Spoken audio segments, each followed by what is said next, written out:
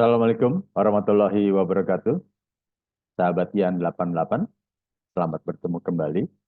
Kali ini saya akan menyampaikan tentang kebugaran bagi calon jemaah haji yang sebentar lagi akan dialami oleh calon jemaah haji Indonesia yang saat ini mungkin sudah mencapai lebih dari 200.000 jemaah. Ibadah haji tahun 2024 yang insya Allah akan berlangsung di pertengahan Juni nanti, tentunya perlu dipersiapkan kebugaran jasmaninya sejak sekarang nanti dan juga selama di tanah suci. Sehingga ibadahnya dapat dilaksanakan secara optimal tanpa ada kendala penyakit atau karena kelelahan, serta dapat kembali ke tanah air dalam keadaan sehat walafiat, serta menjadi haji yang mabrur, yang bermanfaat bagi masyarakat dan lingkungannya. Insya Allah, amin ya rabbal alamin. Baik, izinkan saya untuk share materinya.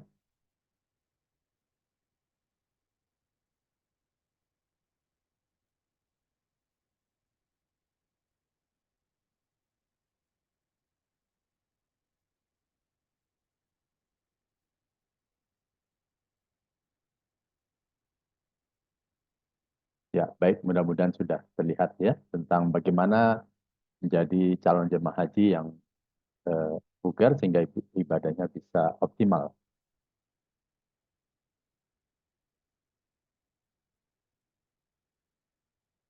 Sahabat-sahabat Yan, eh, kita tahu bahwa kegiatan ibadah haji merupakan kegiatan ibadah wajib dalam rukun Islam. Tentunya bagi yang sehat dan berakal, dan istitoah, yaitu bagi yang mampu biaya untuk pergi pulang, serta biaya untuk keluarga yang ditinggalkan, atau istitoah maliyah, mampu untuk transportasi dan keamanan, atau istitoah amniyah, dan mampu secara fisik lahir dan batin, atau istitoah badaniyah. Kemampuan fisik di sini diperlukan adanya kegiatan seperti tawaf, sa'i, lempar jumroh, selain dari sholat 5 waktu dan sunnah di Masjidil Haram dan Masjid Nabawi. Selain itu ada kegiatan yang memerlukan kemampuan atau ketahanan fisik, yaitu kegiatan selama berada di Padang Arafah, Musdalifah, dan Munah.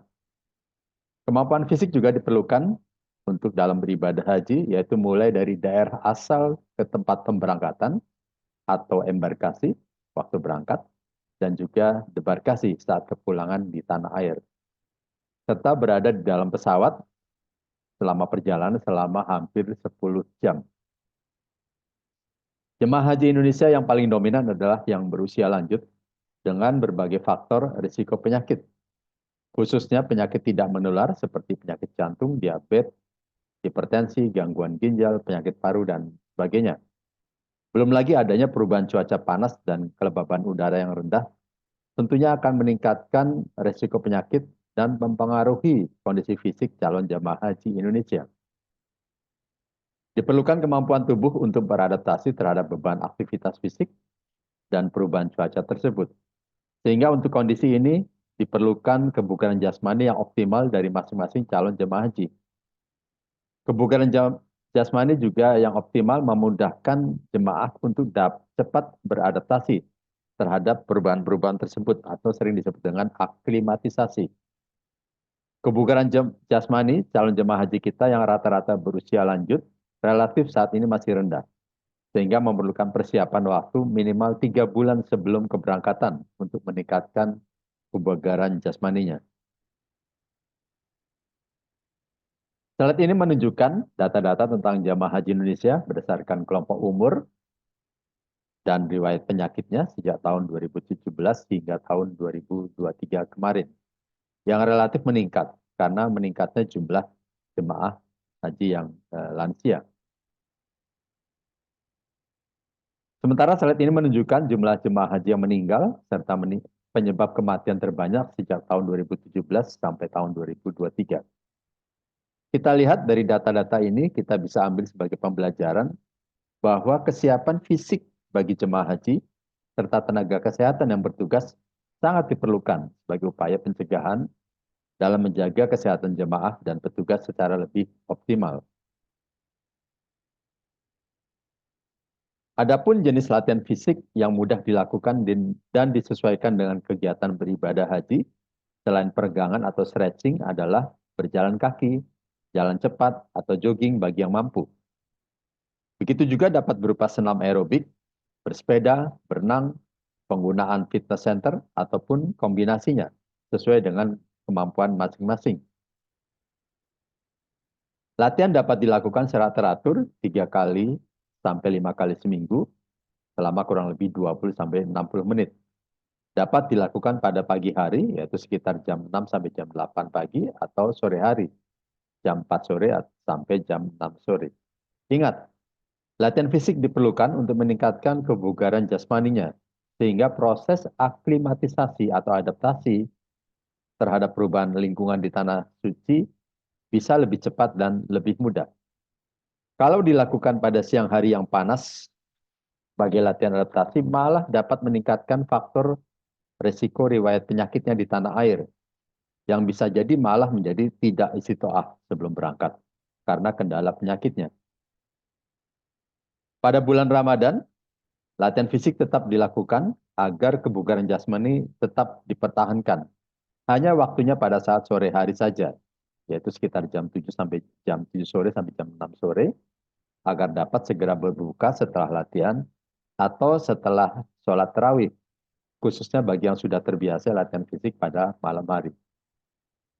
Latihan fisik diawali dengan peregangan otot dan sendi, kemudian dengan jalan kaki atau jogging, dan diakhiri dengan pendinginan.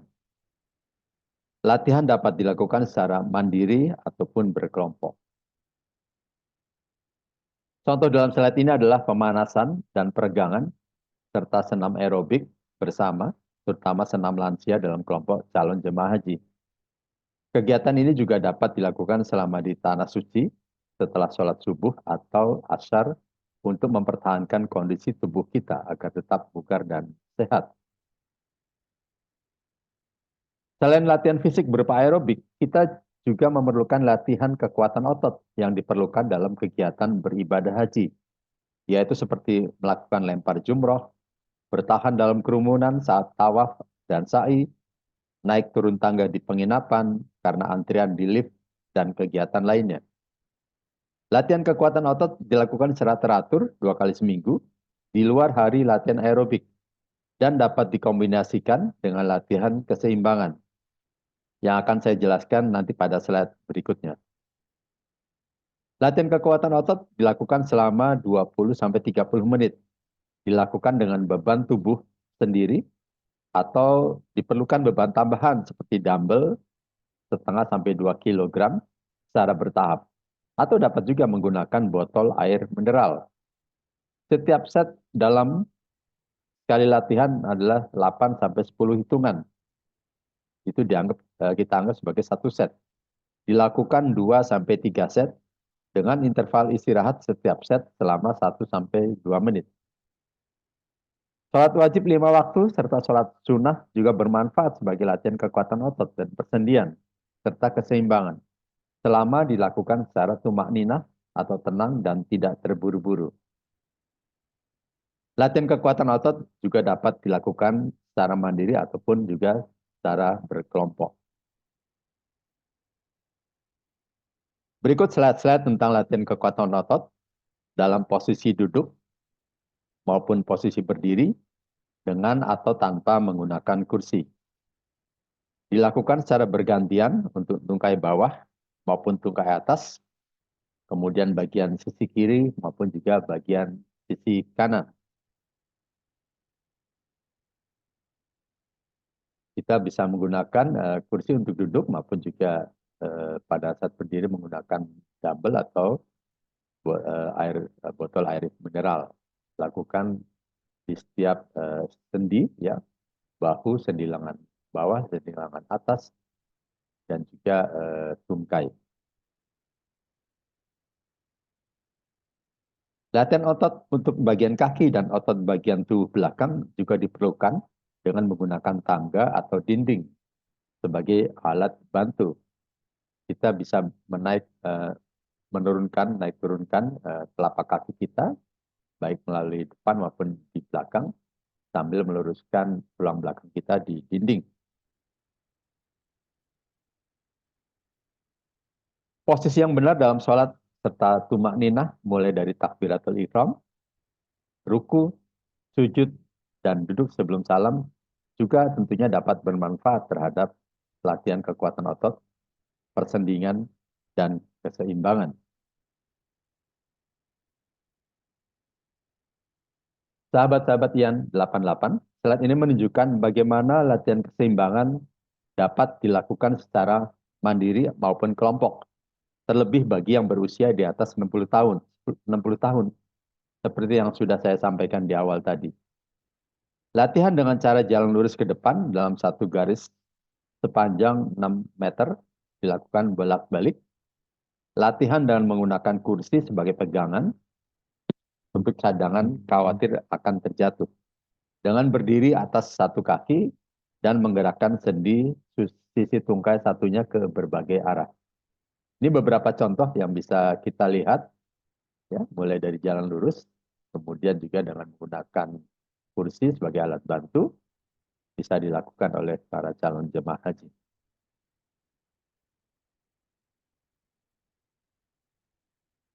Dalam slide ini menunjukkan posisi dalam perjalanan dengan pesawat selama kurang lebih 10 jam. Tetap diperlukan aktivitas fisik walaupun hanya berupa peregangan. Peregangan mulai dari otot-otot leher hingga tungkai sisi kiri dan sisi kanan diregangkan selama 10 hitungan. Kegiatan ini bisa dilakukan secara mandiri atau dapat saja dikoordinir oleh tenaga kesehatan atas persetujuan kru pesawat. Jadi dilakukan setiap 4 jam sekali selama memungkinkan, bisa juga diakhiri dengan berjalan ya di gang antara kursi pesawat dan itu dilakukan secara bergantian. Slide-slide berikut saya mengingatkan agar aktivitas germas, yaitu gerakan masyarakat untuk hidup sehat, bisa kita aktifkan selama beribadah haji di Tanah Suci, bagi jemaah maupun bagi tenaga kesehatan. Mulai dari germas nomor 1, yaitu cek kesehatan secara berkala, kemudian melakukan aktivitas fisik secara teratur, makan gizi sehat dan seimbang, menjaga kebersihan diri dan lingkungan, serta kegiatan edukasi perilaku sehat bagi kelompoknya.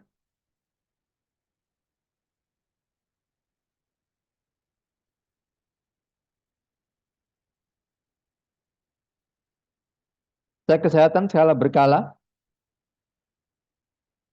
mulai dari berat badan, tekanan darah, tes gula darah, khususnya bagi yang punya riwayat diabetes, serta pemantauan kejiwaan sesama jemaah. Jangan biarkan jemaah merenung sendirian, ajak untuk saling bersosialisasi. Kondisi yang melelahkan dapat memicu kejadian gangguan jiwa selama di Tanah Suci. Bangun kebersamaan dalam satu regu atau kloter untuk saling mengelola stres dan juga saling mengingatkan. Tentunya teman-teman tenaga kesehatan di kloter maupun di PPIH juga bisa memantau bagaimana perilaku dan jiwaan calon jemaah haji. Termasuk mengatur waktu istirahat yang cukup dan mendahulukan ibadah-ibadah yang wajib saja bagi yang punya risiko, dan dapat pula dengan menyetel alarm agar ada persiapan untuk ibadah sholat 5 waktu. Sehingga tidak terburu-buru, apalagi kalau menuruni tangga. Germas yang kedua adalah melakukan aktivitas fisik yang teratur, seminggu 3-5 kali. Waktunya dapat dilakukan setelah sholat subuh atau setelah sholat asar, secara bersama-sama dalam satu regu. Juga termasuk untuk teman-teman tenaga kesehatan. Bisa dilakukan secara outdoor di gedung PPIH, di samping juga untuk silaturahmi serta menghilangkan kebosanan sesama petugas.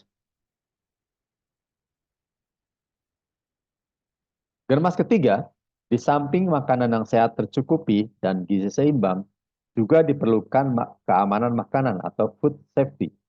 Karena kadang jemaah beli makanan sendiri di luar karena memang tidak selalu disiapkan.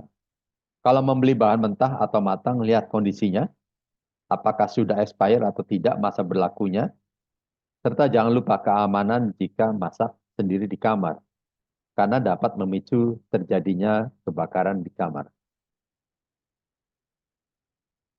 Jangan lupa, jemaah haji harus selalu cukup minum.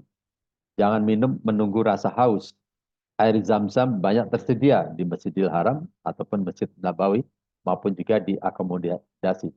Selalu sediakan di dalam tas jemaah dalam perjalanan air zam-zam untuk selalu minum dalam perjalanan.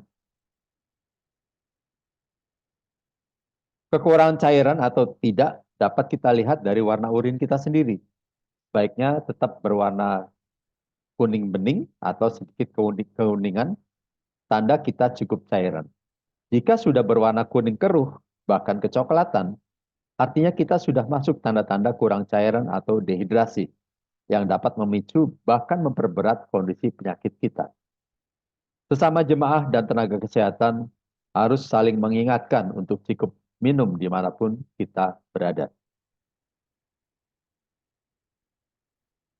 Germas keempat adalah menjaga kebersihan diri dan lingkungan, termasuk kelembapan kamar tidur kita. Jangan menjemur pakaian yang basah di dalam kamar, tapi dapat dijemur di tempat yang telah disediakan atau di teras kamar yang dapat kena sinar matahari dan angin. Biasakan cuci tangan pakai sabun dan membuang sampah pada tempatnya. Bagi yang merokok, usahakan bisa berhenti merokok atau tidak merokok di kamar atau di tempat-tempat umum agar tidak mengganggu jemaah lain yang tidak merokok atau bahkan dapat memicu penyakit paru-paru bagi yang terhisap asapnya. Jangan merokok juga mudah menjadi pintu masuk bagi virus penyakit di alam udara panas ya. Germas kelima adalah berbagai bentuk edukasi melalui infografis yang dapat diunduh terkait dengan kesehatan haji atau upaya preventif lainnya. Dapat disosialisasikan selama beribadah haji untuk saling mengingatkan. Khususnya dapat dijalankan oleh tenaga kesehatan sebagai salah satu bentuk dalam melayani jemaah haji. Dengan persiapan yang baik untuk menjaga kesehatan, menjaga kebugaran jasmani yang optimal, kita bisa beribadah dengan baik dan lancar, dan meneruskan kebiasaan yang baik selama ibadah haji di tanah air. Insya Allah, kita akan menjadi haji yang mabrur dan bermanfaat bagi diri sendiri dan orang lain di sekitar kita. Insya Allah, amin, ya Rabbal Alamin.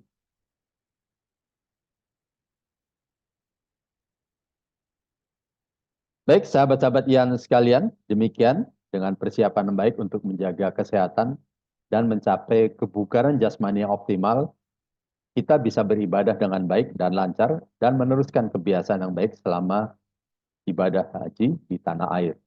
Insya Allah kita akan menjadi haji yang mabrur dan bermanfaat bagi diri kita sendiri ataupun orang lain di sekitar kita. Baik sahabat-sahabat yang 88 sekalian, demikian materi kali ini. Mudah-mudahan bermanfaat. Silakan klik subscribe, like, dan share, serta berikan komen. Insya Allah kita menjadi orang-orang sebaik-baiknya manusia yang bermanfaat bagi orang lain. Terima kasih. Tunggu materi-materi berikutnya. Wabillahi taufiq wal hidayah. Wassalamualaikum warahmatullahi wabarakatuh.